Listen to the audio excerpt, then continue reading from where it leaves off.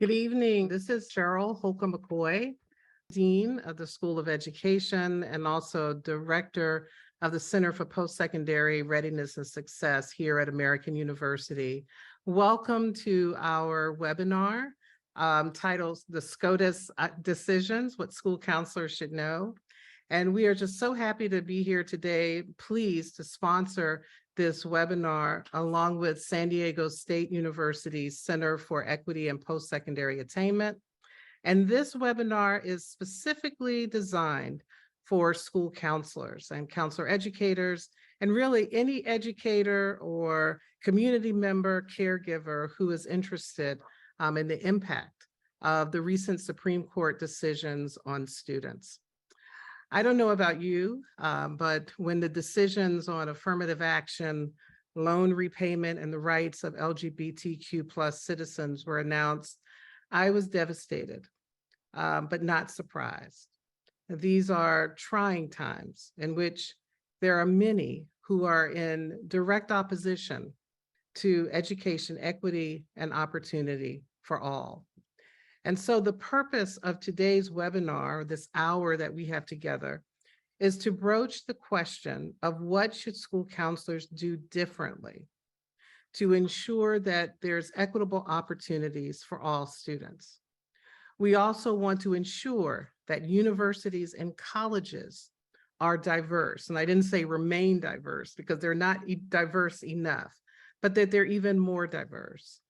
We also want to ensure that colleges and universities are affordable and attainable, and that all students are treated fairly and equitably. And so the panelists who are here today, including me, are not lawyers. So please understand that any strategies that you hear from us may be scrutinized by a legal team or lawyers. But let's all remember, however, that there is nothing illegal about consistently demonstrating a commitment to diversity in higher education or in any learning setting. In any kind of setting, diversity, having a commitment to diversity is not illegal. Investing in college opportunity and advocating for students' rights is not illegal. And financial aid support is not illegal. And so, although there might be scrutiny to some of the things we might talk about tonight, I just wanted to say up front that our commitment to ensuring equity for all is not illegal. Our speakers today include Dr. Diana Camilo, who is the Executive Director in the Center for Equity and Post-Secondary Attainment. We also have Dr. Erin Mason, who is an Assistant Professor of School Counseling and Co-Program Coordinator at Georgia State University. We have Dr. Brian McGowan, who is a Provost Associate Professor of Higher Education and also Associate Director of the Center for Research, Teaching, and Learning here at American University. And also Dr. Mandy Savitz-Romer, who is the Nancy Sforsheimer Aronson Senior Lecturer in Human Development and Education at the Harvard Graduate School of Education. So I want to, before we get to our speakers, because they're going to, introduce themselves and they will have brief remarks, but to level set a bit, I wanted to sort of start us off by giving some info about the decisions that we will talk about today in this session. So we see here, we have the three decisions that we will focus primarily on today.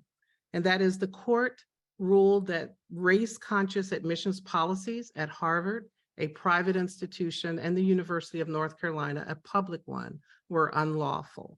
And this is turning back many years of debate about race-conscious admissions, starting with the Bakke decision in the 70s. And so this is a huge blow to admissions offices, and especially in undergraduate institutions or undergraduate admissions processes. And so we need to really talk about this as school counselors, the impact that this will have on the admissions process as well as on students and how they will be completing applications. Also, the court ruled that the Biden administration's plan to wipe out more than $400 billion in student debt was not authorized by Congress. And I'm going to share some slides later to show you how important, how significant student debt is in the lives of many students. And then the court also ruled that a web designer has a First Amendment right to refuse to create sites for same-sex weddings, despite a state law that prohibits discrimination based on sexual orientation. So these are very consequential decisions that impact the role of school counselors and impact, in particular, the college admissions process, the rights of all students, and also when we think about financial support, post-secondary support, very important. A couple of weeks ago, right after the decisions were announced, there was a huge a webinar sponsored by Dr. Shawn Harper, who is at the University of Southern California. And I thought it was a wonderful webinar. And he gave 8 predictions, because people keep asking, well, what's going to happen as a result of the affirmative action or the fact that race-conscious admissions is now considered to be unconstitutional. These are the 8 predictions. And I think this is important for us to think about as we think about our role as counselors. Black student enrollments will decline at many predominantly white institutions, or what we call PWIs. Enrollments will increase at historically Black colleges and universities. Schools with big-time sports programs will miraculously find admissible Black athletes. How are they going to do that? Interpretive overreach will lead to decreases in race-focused campus initiatives. The numbers of faculty and administrators of color will decline. And even at my own universities, I've had faculty ask, well, will this somehow impede what we're trying to do as far as diversifying our faculty? And I'm sure that that is a question that we will grapple with in the future. People of color will be further marginalized at PWIs. White students will learn too little and enter professions even less well prepared. And this is an important point, that the lack of diversity not only affects Black students, but it affects all students on university campuses. And white women will be just fine, given that the affirmative action policy was written with white women and minorities, ethnic minorities, racial minorities included. The question is, well, will this impact white women and hiring and on coming on campus and admissions? And Shawn says very clearly that no, it will not impact white women. So these are the 8 predictions by Shawn Harper when talking about what will happen as a result of the affirmative action policy or constitutional debate. The racial disparities in higher education are also, I wanted to just highlight for you the reason why this is so important when we think about the percentage of adults in our population as of 2021 with a bachelor's degree. And if you look at this chart, we can see very clearly that there's a higher percentage among Asian Americans with 60% with a bachelor's degree. On the other end of the spectrum here, we have American Indian population with the least percentage. And if you look at the other groups here, you can see that still overwhelmingly white and Asian, the white and Asian population, there is significantly higher when we think about who has a BA degree.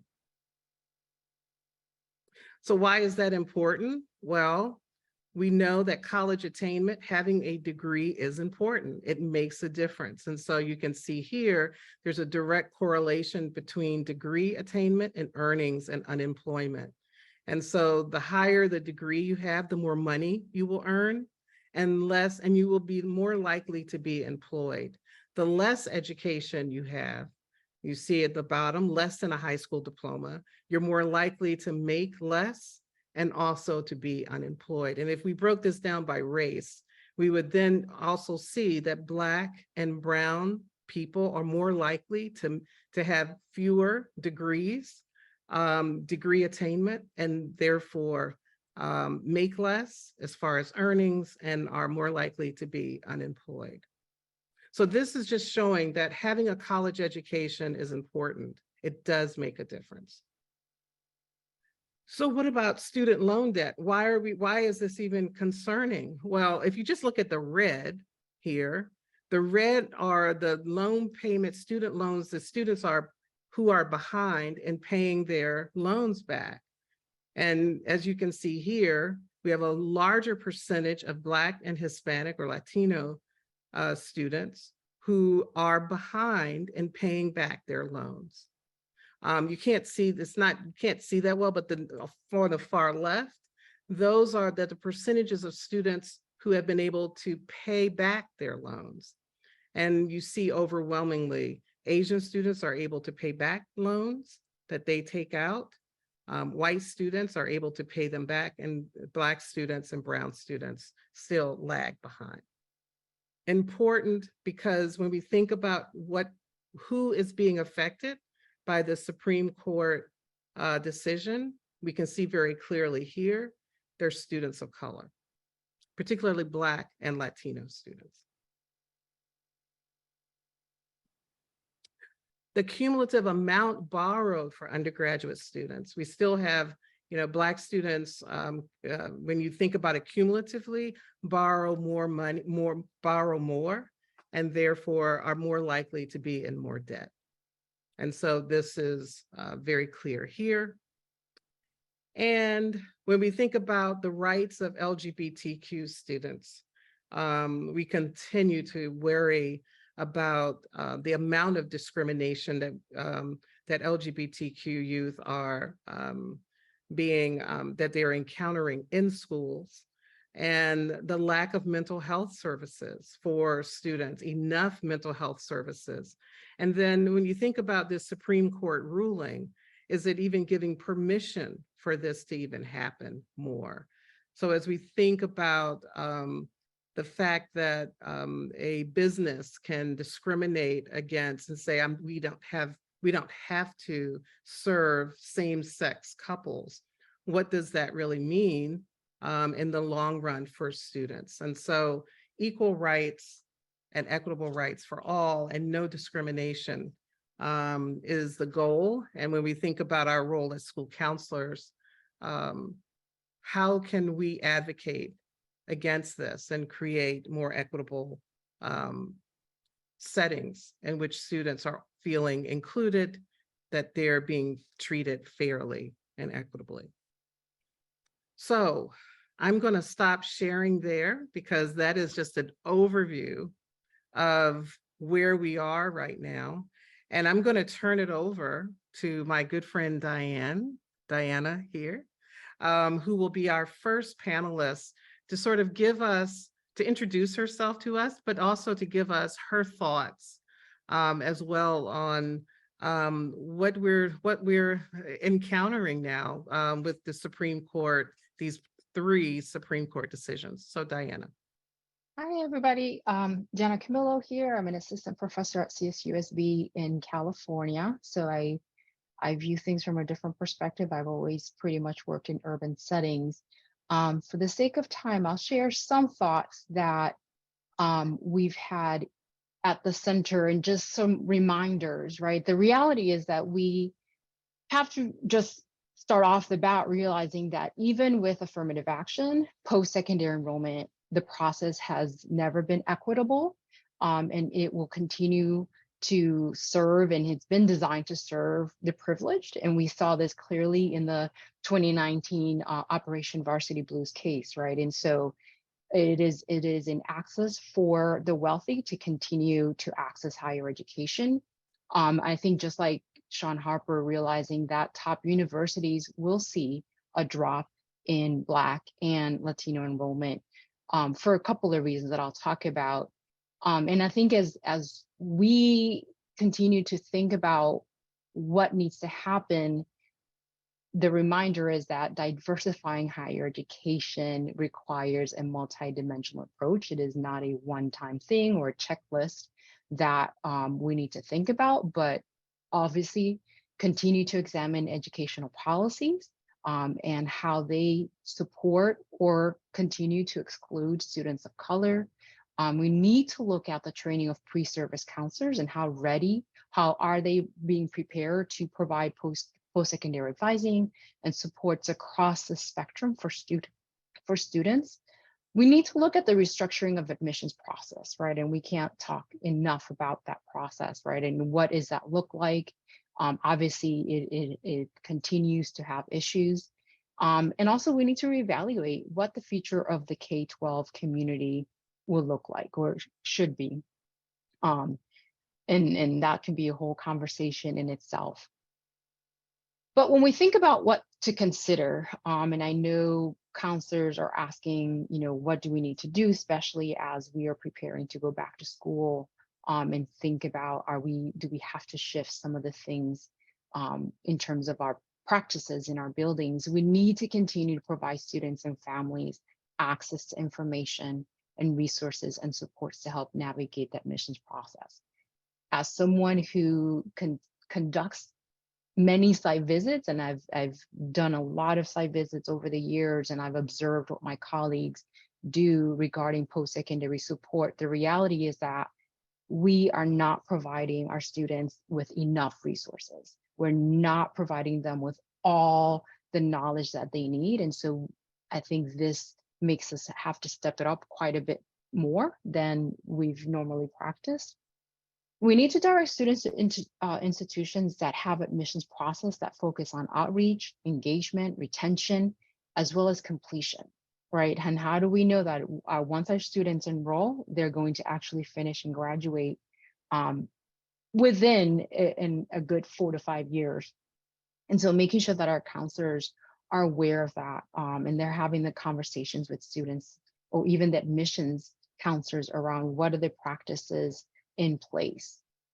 We need to explore institutions that continue to promote diversity based on students' background and other factors. And that diversity can look like, what areas of interest do they have, household, public, private policy practices, is it a, public, private institution? Do the students do they look for students that are involved in the arts, sports, clubs, etc.? And I think when we talk about sports, that'll be a different conversation.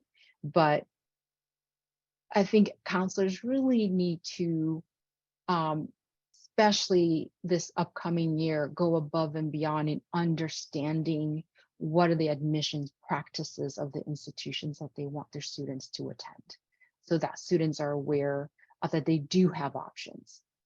Which leads me to the other points, right? Make sure that the ruling, the students understand this ruling does not mean that students of color should not attend college, because the reality is that's perhaps the message that some students and families are hearing. And I'll also say that this was a court ruling. I don't think that it is 100% representative of all the institutions. And I think that definitely we have institutions that want to continue to diversify.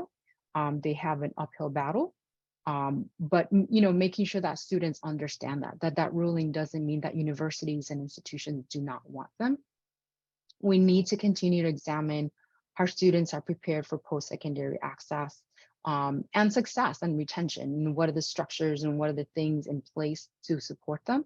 We can look at all those transition programs that are in place that universities have, resources, right? And so what are we doing, again, to continue to support our students?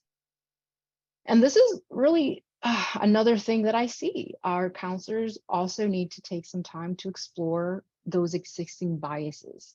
And the reality is, way too often, we are advising students to consider safe choices, and we need to continue to think about why are we providing students with these safe choices. And sometimes we know that they are based out of fear or lack of knowledge by the counselors. And so making sure that we, you know, explore our existing biases around that. And then I think this is really going to impact our first gen college students because they're likely to select enrolling out of school. And so making sure that, you know, we pay attention and again, provide additional efforts to our first gen college students. And know that students can convey who they are in many different ways through the admissions process. And then the last thing I'll say is also consider, you know, students' plans looking at career trends. And there's a variety of things that we can have conversations about what the world of the work looks like. And so making sure that, you know, our counselors are really thinking about a holistic idea about students post-secondary, but as well as things that and plans that align to career trends that students are seeking these days.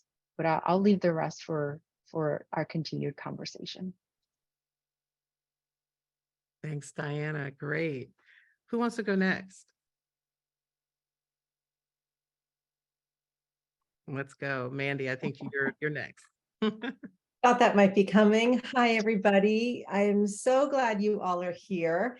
Let me start just by saying it's summer, and I recognize that many of us have turned our work brains at least on hold. And yet I'm inspired to see so many people here because we have some challenges ahead of us. And if you've been at this work for many years like I have, it's like, okay, let's roll up our sleeves, because the challenges that Cheryl outlined at the beginning are critically important to the role of school counselors, counselor educators. I am a faculty member at the Harvard Grad School of Education. I train school counselors and I train college access and higher ed professionals. And in that way, I kind of sit with and I train folks who sit on both sides of the proverbial desk. And in this work, one of the things that I see more than anything is kind of a lack of alignment, like people on the two sides of K-12 and higher ed, not really understanding one another. So when we come together today to talk about this ruling by the Supreme Court, we have a fracture that is going to make this lack of alignment even harder, right? We don't have a strong foundation of alignment between K-12 and higher ed to begin with. And now we're going to come together more than ever before. So let me start by sharing some of my reactions, and then I'll say a little bit about what I think counselors and counselor educators can do. I want to start by saying I am deeply saddened, but I'm also pretty angry. And I really want to honor these feelings because I think counselors are having these feelings. I think students and families are having these feelings. I'm saddened because this goes against everything we know to be true, which is this is not good for our country. This is not good for our students, our schools, our communities, our workforce, right? And so I feel disappointed by what has happened. I'm also sad because I know that more than anything, this is going to disproportionately hurt students who stand to benefit the most from higher ed. They stand to benefit the most from the economic stability and mobility that comes from having access to some post-secondary credential.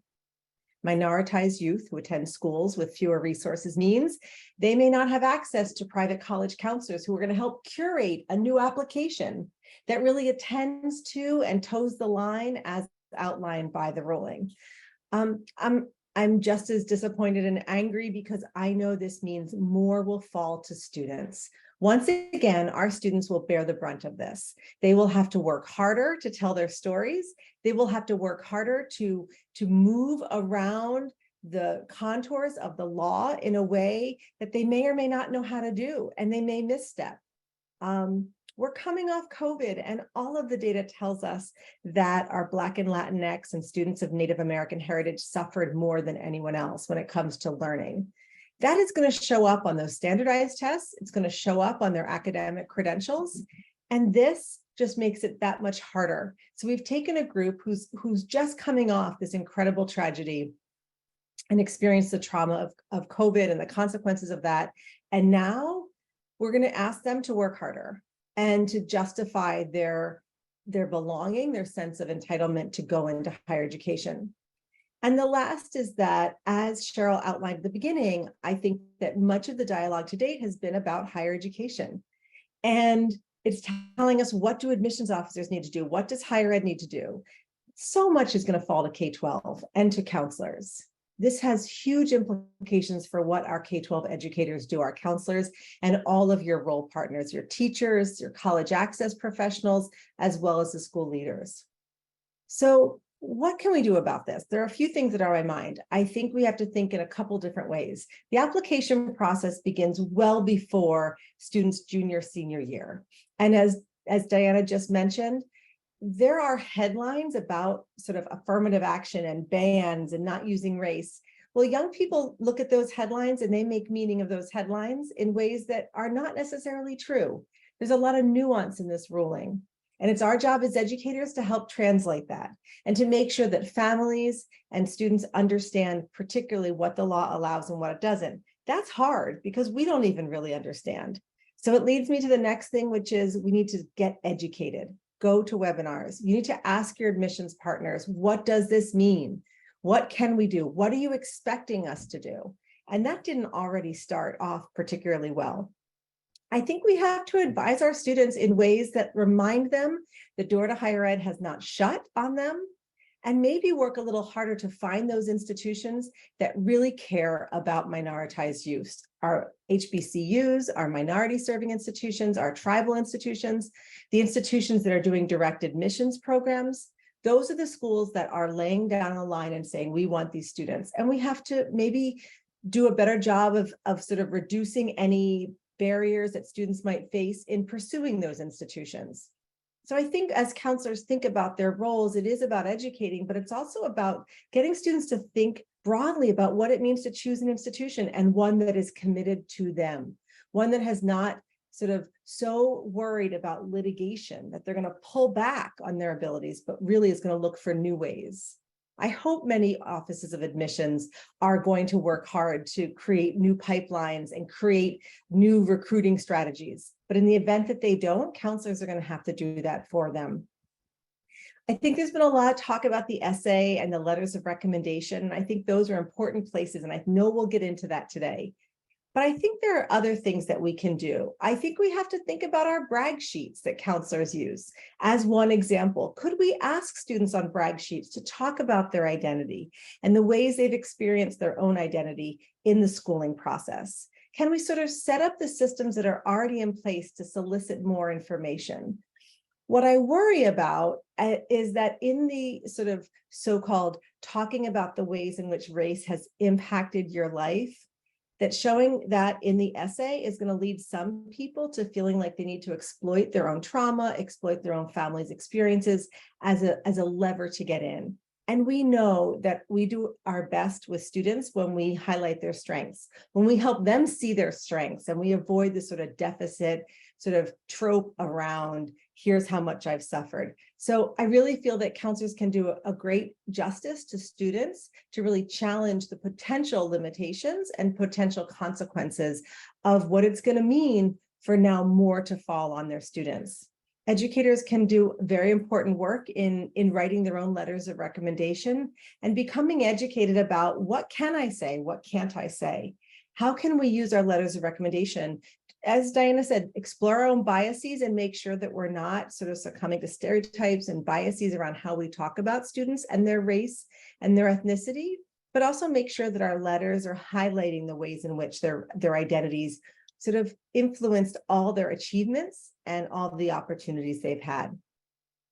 I think the last thing I'll end on is there's lots that educators can do, but counselors we know are already tapped. They are stressed, they have limited access to professional development, and we see that divide across socioeconomic schooling settings. So we need to put a call out to our school leaders. If you continue to value the post-secondary pathways of our students, counselors are going to need more time, more training, and more support. And you'll need to clarify that for them, because this is an important thing that you're going to be asked to do. A lot is going to fall to counselors. And so I know that, like many others on the panel, we stand ready to support you in that work.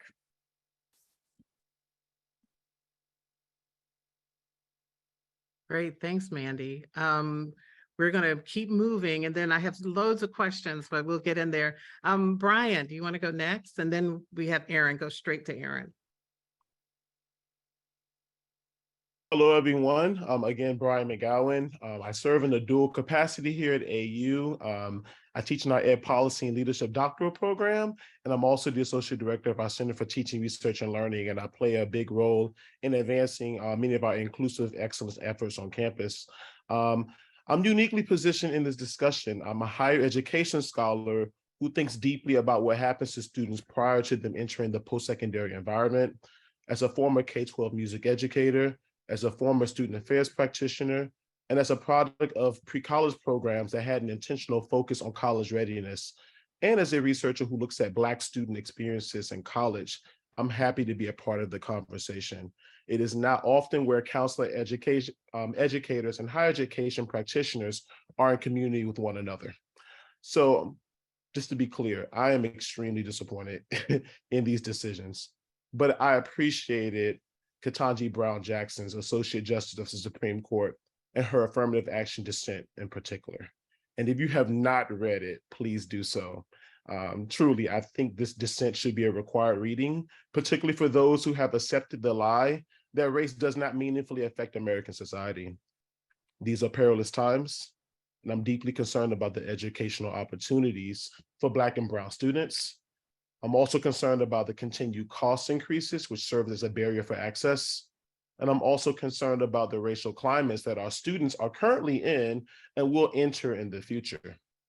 And so to school counselors, who you play an important role in students' lives, who counselors lead, advocate, and collaborate to promote equity and access for all students. But what does that look like in this current post-affirmative action era? And how do we think about these aims within the college affordability discussion? And how are our students who identify as LGBTQ+, how are they feeling and how can they be supported during this time? And I'm watching the clock, and I know there's so much to go through, so I'll just end quickly here, and there's so much more I will say later, but we have to be creative and continue our racial equity commitments.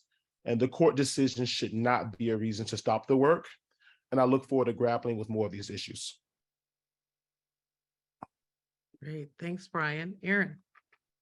Yeah, so first of all, I just want to say thank you to Cheryl and the rest of the panelists for greeting this with the urgency that was needed and getting this webinar going and out there. And thank you to all of you who are able to attend. So for my comments, I went to the experts. So for the last 3 or 4 days, I've really just been crowdsourcing and talking to school counselors and college counselors because they're the ones I wanted to hear from. And it gave me an opportunity to really kind of cull down a few kind of recommendations. So I'll share those in a slide. Let me get to that. And I want to say thank you to, let me get this in slideshow mode. So I want to say thank you to the following: Myrna, Lavana, Charles, Jessica, Christy, Patrick, Sarah, Alicia, Cedric, and Rachel. So those are all the conversations that I've had in the last few days, just really trying to, and it's been great conversations because we've really been able to talk about a lot of the issues that have already been mentioned, but I think really also hearing each other's voices, the ongoing commitment that we all have, and that has been heartening in this kind of climate of feeling so disheartened by everything that's happened with the decisions. And so it's been really unique to be able to call on some former graduates, talk to school counselors across different parts of the country and really hear their views. And so what I'm presenting to you is not so much my comments, but are some things that I've kind of culled down from these conversations. And they're kind of obvious things that we, when we see them on the screen, you know, are things that make sense to us and things that have been reiterated already. But I think the first one on there is the one that's the most foundational, is that we persist on the side of equity versus equality. If you read the 237-page document, or at least read the first 8 pages, which is really where the ruling is, you certainly get a sense of how the judges really fall on this argument, either on the side of equality or equity. And as school counselors, I mean, Cheryl in her opening comments probably said equity about 12 different times. So it is in the language of school counseling that we talk about equity, and we have to persist. And I think if we have 6 judges who don't understand what equity is and how it's different from equality, then surely school counselors are going to face people out there in your communities who don't understand the difference either. So we have to be prepared to be able to help people understand it. Secondly, we've already talked about this, being informed, and that means being informed on a multitude of different levels, particularly not just yourself being informed, but making sure that your counseling team is being informed and helping each other stay informed, so that you're not keeping the information to yourself, but you're really sharing it out in the community. And we've kind of talked about what that information is. It's about policies. It's about how all of the colleges and universities are going to take the ruling and what they're going to do with it.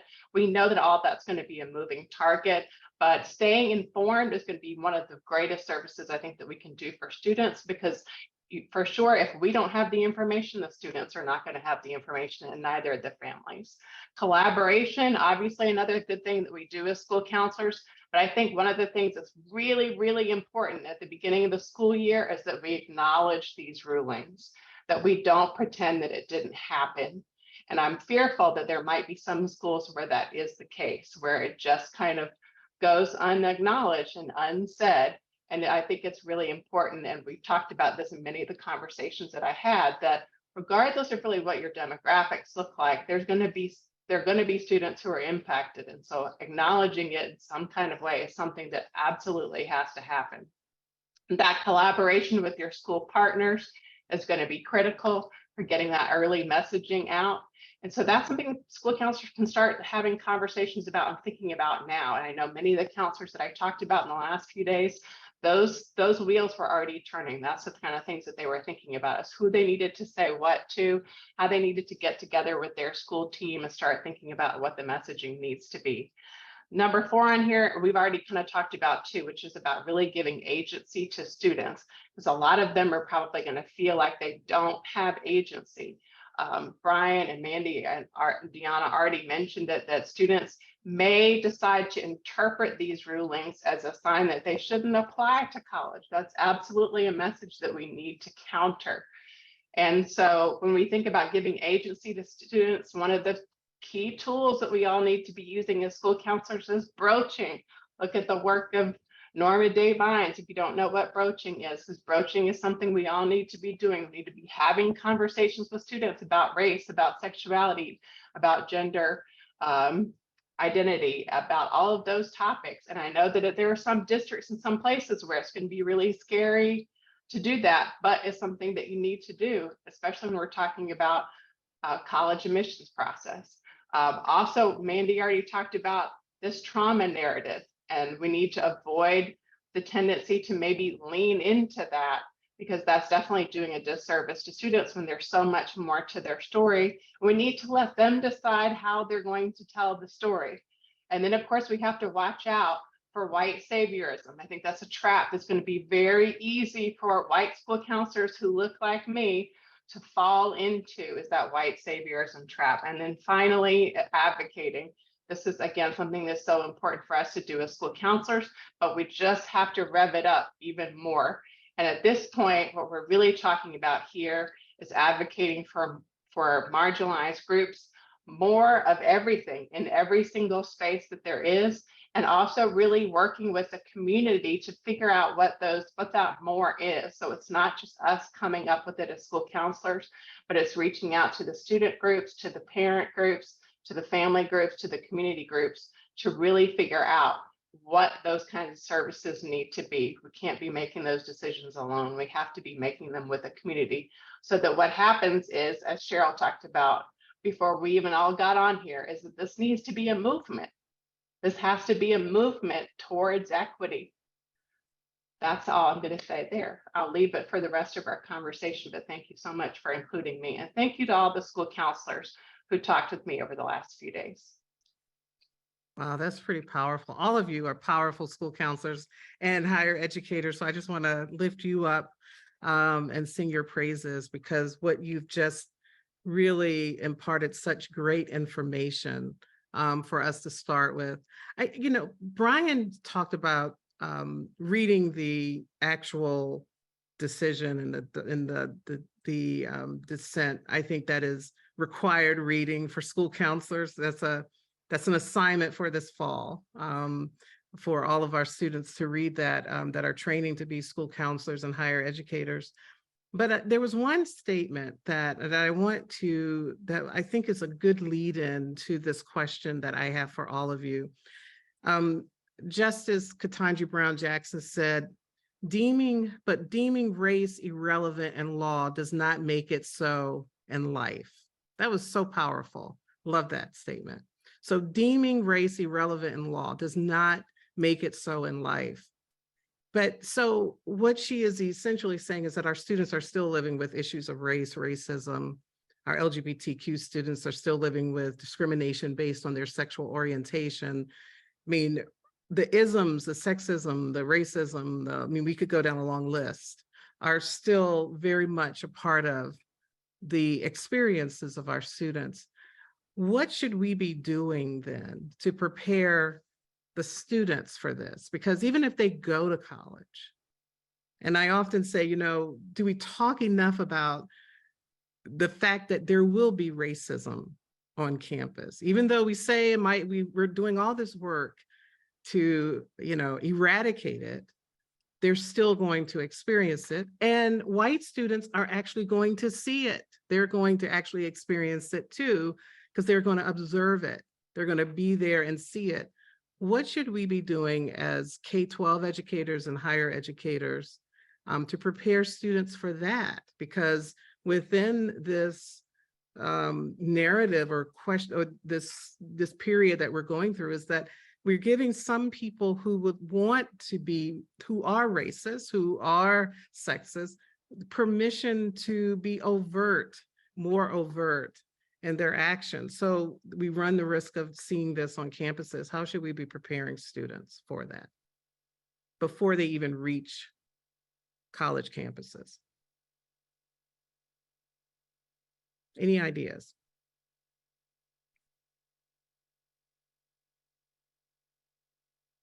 I'm thinking of two things. And I often share about my own experience when I started college, and I was born in Puerto Rico. And within the first couple of weeks of arriving at my campus, I looked at my classes and I was enrolled in a pre-English class.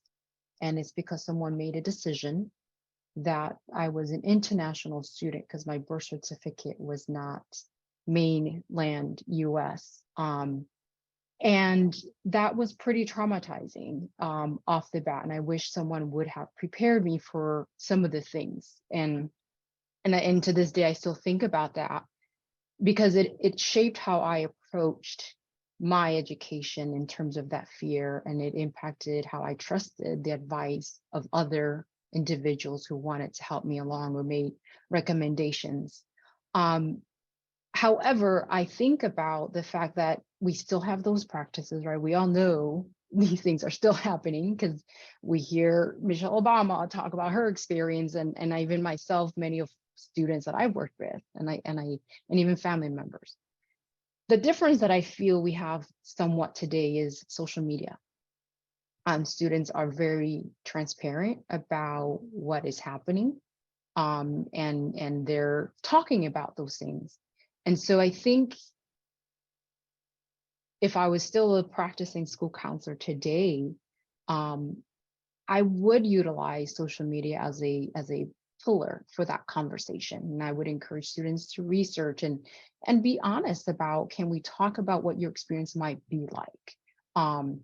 The other thing that I bring up often in conversation is that students already know because they're already experiencing in the K-12 system. And so let's be realistic. Let's not imagine that our K-12 system is a walk in the park for a lot of our students, because the reality is not. And so they know that they're going to go in to higher ed.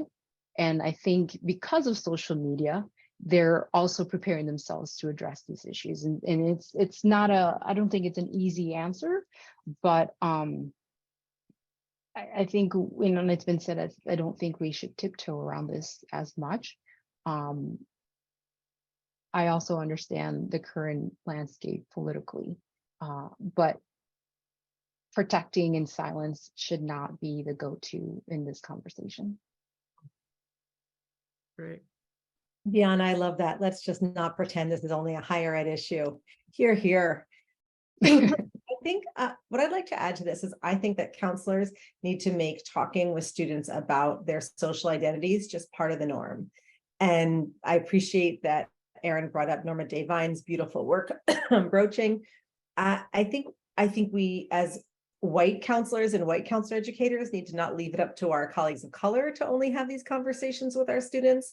And that means leaning into those conversations, whether it's through bringing in social media, bringing in videos and films. There are plenty of films that showcase racism, homophobia on college campuses, and talk with students about being prepared for that and also what strategies they might use in terms of taking care of themselves, seeking mental health supports, finding affinity groups, not only trying to eradicate it or be the change, but also taking care of themselves. If there's an institution that they have determined they're going to go to, and then just sort of going through what that might mean.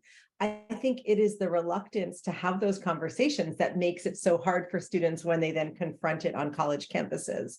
So if we're bringing back panels of alumni, ask the questions. In what ways did you experience discrimination on your college campus? How was that similar or different to when you were here? And then own it.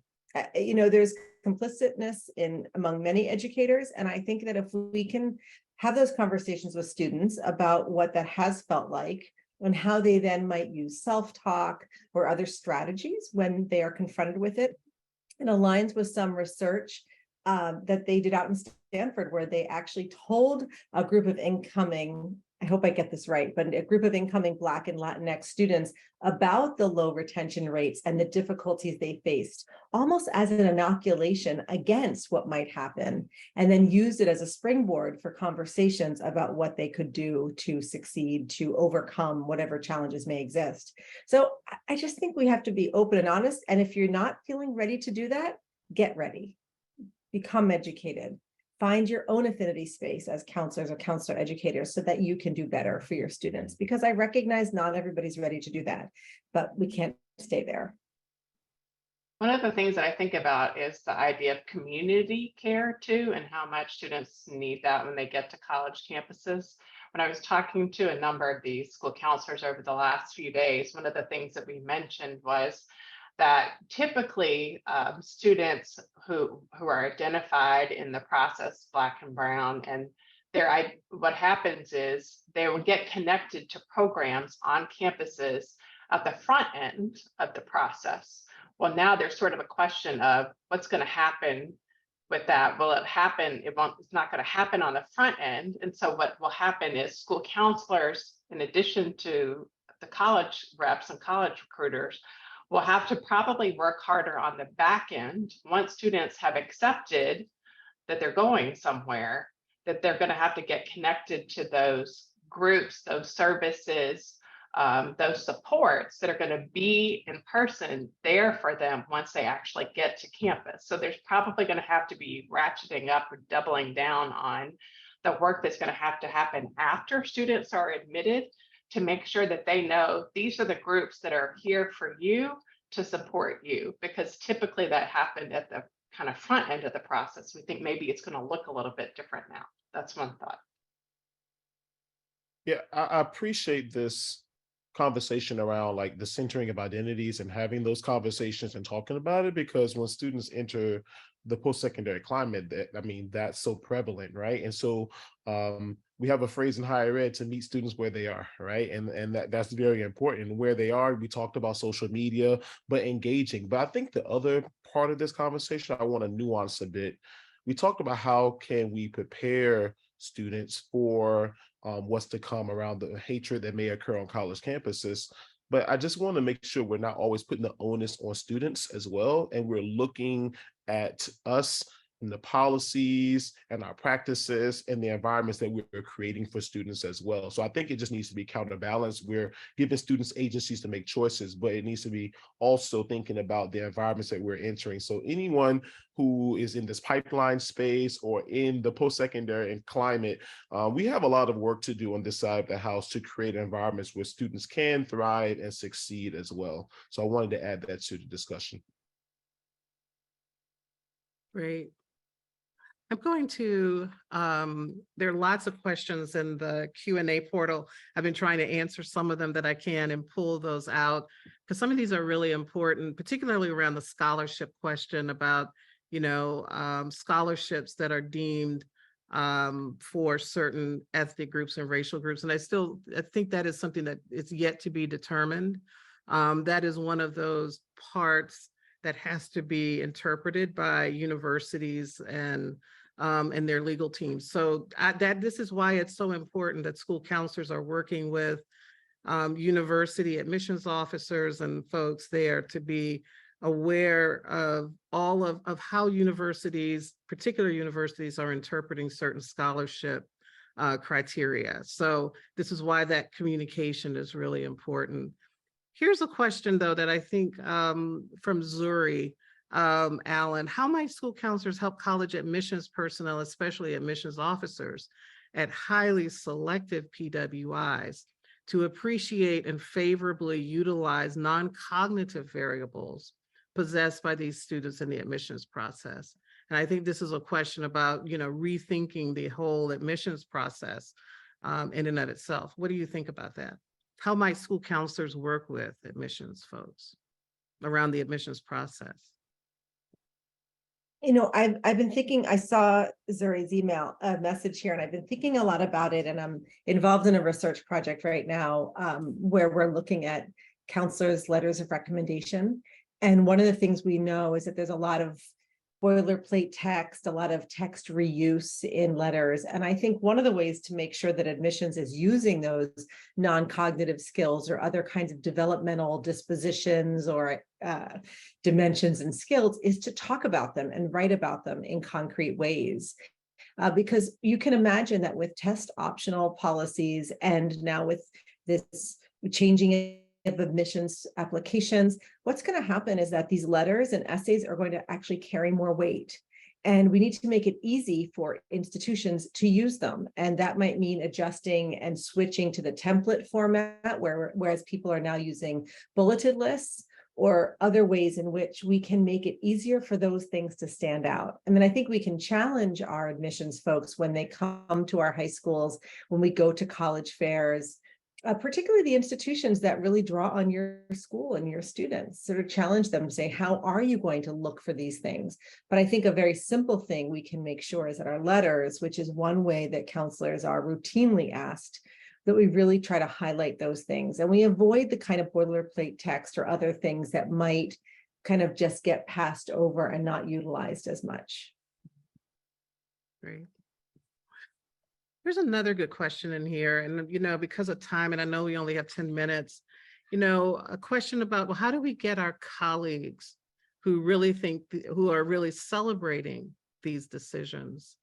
How do we work in this environment where, of course, school counselors are already being perceived as being too woke, that this is dangerous territory, that we're this language around equity even is perceived as dangerous. What advice do you all have for counselors who are working with people who are celebrating this? They are not devastated. And counselors are being targeted as being, on the wrong track. This is not good stuff that we're talking about today. What advice do you all have?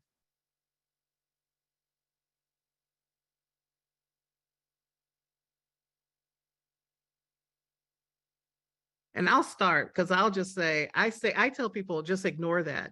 Do what you know is right.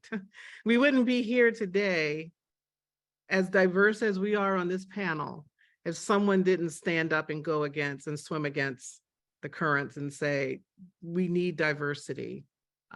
We need Brian, to excel in school. Someone had to stand up and be courageous and do that. And so I always tell counselors, you're on the right side of history because we know that we're better off in diverse settings. We know that we're better off if people are treated fairly and equitably. And we can just look at history to see that. But that doesn't take away the sting of being somehow targeted in your community. So I just want to just put that out there. But my first instinct is, go against it, go in there and fight, start the movement. But that's not for everyone. Yeah, So what do you think? Yeah, I appreciate you leading with that, because I think, when I hear the term woke, so many things come to mind, right? One, just it's not a new term, right? I think, oh, to be woke, right? No, like historically, like this term has been used, this whole notion of like waking up and thinking about like promoting social and political consciousness and racial consciousness, right? Like you saw it in art forms, music, civil rights movement, like this has been like decades old term, right? So I just think just this whole notion of raising consciousness, but then this term has been gradually co-opted by some lawmakers to be used as an insult. So some people who are quote unquote woke may abandon themselves from the term because of the malicious intent by those who have opposing views.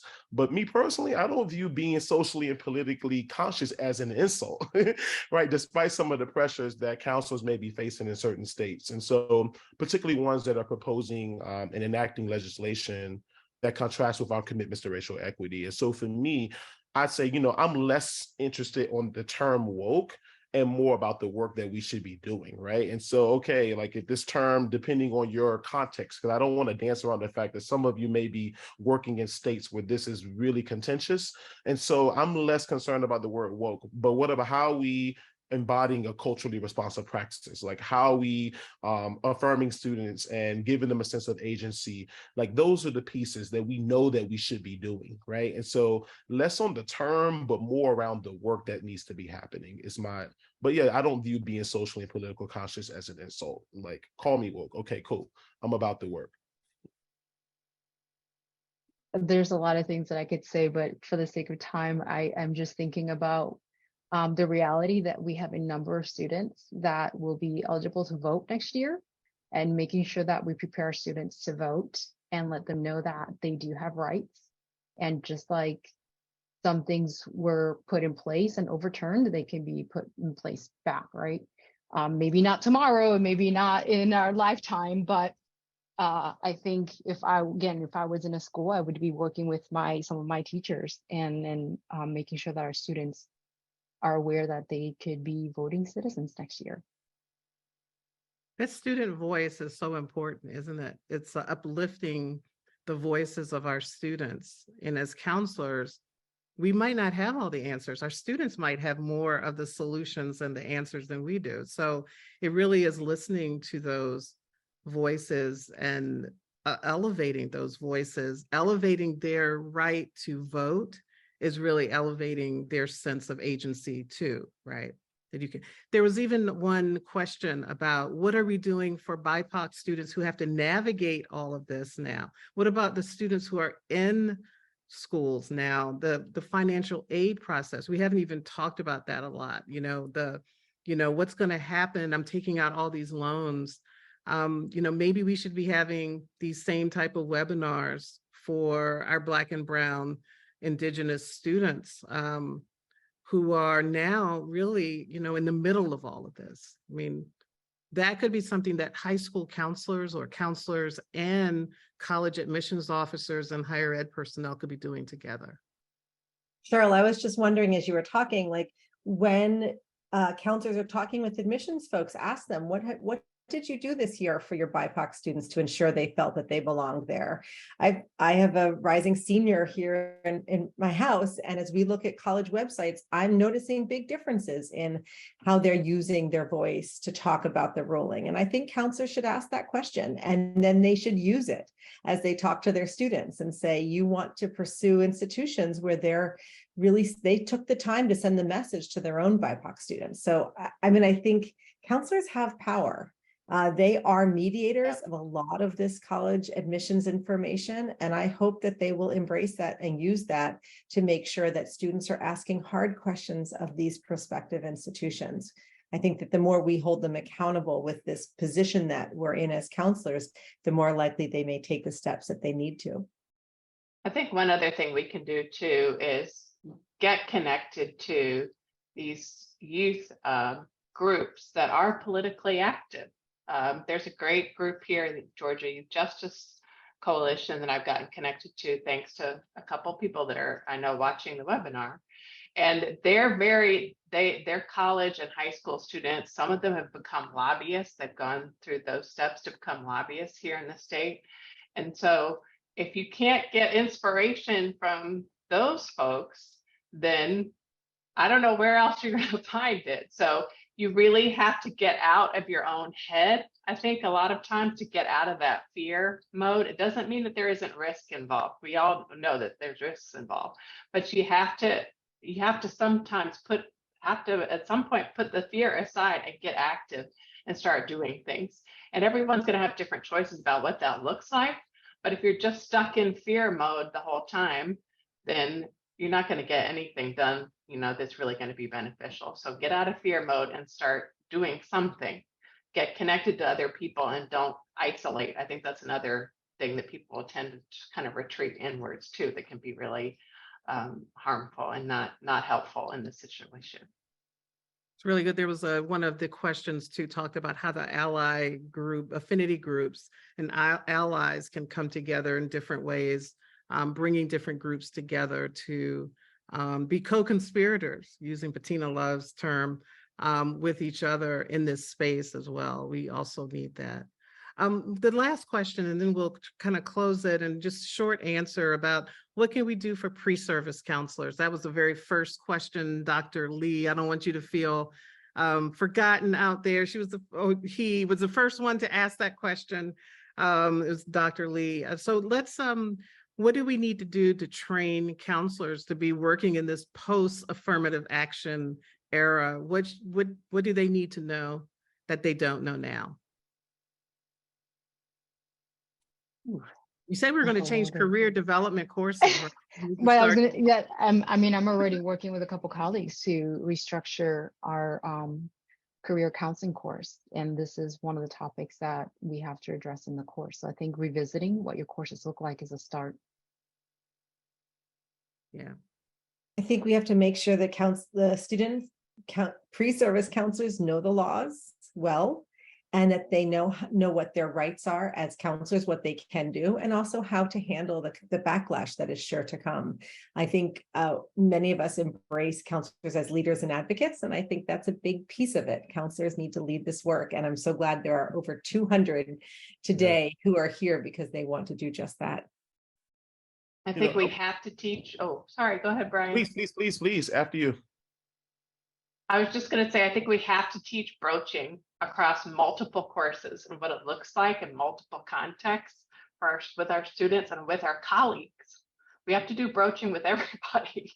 So I think broaching is a really important skill. And then the second thing I would say is talking about the different forms of advocacy, like talking about legislative advocacy, but also talking about what activism looks like for a school counselor and defining that so that folks know how to do it in a way that's constructive and productive and safe for them. So I think it's about breaking that down for them as well.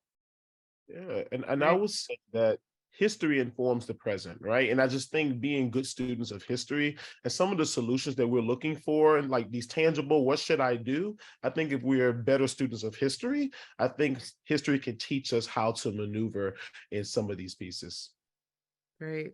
And I just want to jump in and say, let's start educating caregivers and community members about the financial aid process. And I think Diana said earlier about widening the scope of the different types of universities that students go to and looking at the opportunities around affordability at different types of universities. And we could have a whole nother webinar on really rethinking how we're getting students ready, particularly Black and Brown students ready for college or post-secondary experiences, the cost, and talking to universities about making the tuition more affordable. I mean, that's the other side of that. That's a whole higher education issue that we need to broach as soon as possible. Hey, I want to thank you all. We ran out of time. That means we maybe one of the people on the Q&A said we need part 2. Maybe we'll do that. Thank you to all of you who came out. We will have this the recording up soon at our Center for Post-Secondary Readiness and Success website. I will ask the presenters if you're willing to, if you had slides, we will have the slides there. If our panelists are willing to share, that you can use in your communities to help you start the same conversations and with your, colleagues and others and universities nearby.